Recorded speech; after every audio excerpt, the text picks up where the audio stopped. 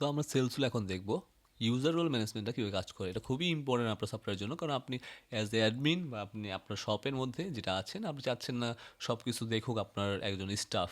তো যার জন্য আপনি এখানে রোল অ্যান্ড পারমিশনে গিয়ে কিন্তু আপনি এখানে চাইলে পারমিশন ওয়াইজ একটা স্টাফ এখানে জেনারেট করে নিতে পারেন। খুবই সিম্পল। ধরেন আপনি এখানে অ্যাডমিতে আসলেন এবং এখানে আপনি ইন্টার কাস্টমার নেম হবে না, এখানে স্টাফ নেম হবে। সো আপনি এখানে স্টাফ নেম দিবেন এবং স্টাফের ইমেল দিবেন, স্টাফের ফোন নাম্বার দিবেন, দেন হচ্ছে পাসওয়ার্ড এবং হচ্ছে টাইপটা বলবেন ম্যানেজার অ্যাড করবেন নাকি স্টাফ অ্যাড করবেন। তো আপনি চাইলে ইন্ডিভিজুয়াল স্টাফ অ্যাড করতে পারেন অথবা আপনি চাইলে ম্যানেজার অ্যাড করতে পারেন। যদি আপনি ম্যানেজার বা স্টাফ যেটা অ্যাড করেন না কেন, আপনার এইচআরএমে সেখানে চলে আসবে এবং আপনি পরবর্তী অ্যাটেন্ডেন্স, স্যালারি শিট সবই তৈরি করতে পারবেন। সো আপনি এখানে ম্যানেজার অ্যাড করে নিচ্ছেন। তো এখানে আপনি অ্যাট্রিবিউটস মডিউল এখানে কী কী আছে দেখেন, এখানে চারটা জিনিস আছে। সো আপনি এখানে চারটাই অ্যাক্সেস করতে দিতে চাচ্ছেন।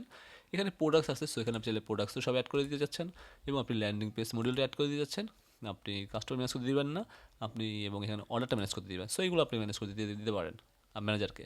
আর যদি আপনি স্টাফ হয় সেক্ষেত্রে আপনি চাইলে এখানে শুধুমাত্র অর্ডারটা ম্যানেজ করে দিতে পারেন। জাস্ট ল্যান্ডিং পেজ দরকার নেই, শুধুমাত্র অর্ডারটাও দিতে পারেন। অর্ডার এবং আপনি চাইলে ওয়েবসাইটে ম্যানেজ করতে পারবে, প্রমোশন দেখতে পারবে, দ্যাটস ইট। তার মানে তিনটা মডিউল সে দেখতে পারবে। তো এইভাবে খুব ইজিলি কিন্তু আপনি চাইলে আপনার সিস্টেমের জন্য ইউজার রোল ম্যানেজমেন্ট জেনারেট করে নিতে পারেন। আপনি পার্সোনাল কাউকে অ্যাড করে নিতে পারেন এখানে, যারা আপনার হয়ে কাজ করবে।